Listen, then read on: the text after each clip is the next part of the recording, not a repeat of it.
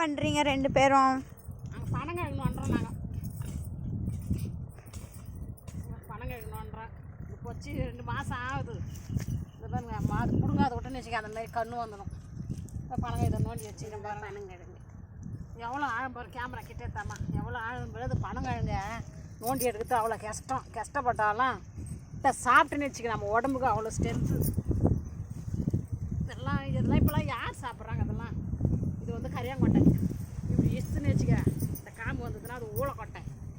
நல்லா இது பிகுவாக இருந்ததுன்னா இதை கட்டி சாப்பிட்டா இதுமாதிரி பூ இருக்கும். உடம்புக்கு அவ்வளோ நல்லது. அது சாப்பிட்டாக்கா இது சாப்பிட்டா குழந்தைங்க நல்லது சாப்பிட்டா.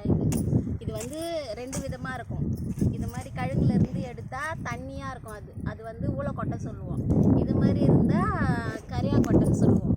இதை சாப்பிட்டா நல்லது. அந்த ஊழக்கொட்டையை சாப்பிட்டா சளி பிடிக்கும், கோல்ட் ஆகிடும். இது வந்து நல்லது, சாப்பிடலாம்.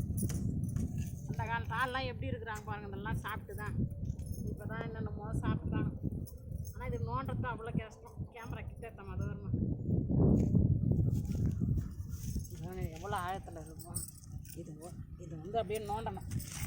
மண்புழுலாம் இருக்கும் மேலெலாம் ஏறும். என்ன பண்ணுறது? கழுகு சாப்பிட்ணுமே. நீங்களும் வாங்க சாப்பிட்லாம்.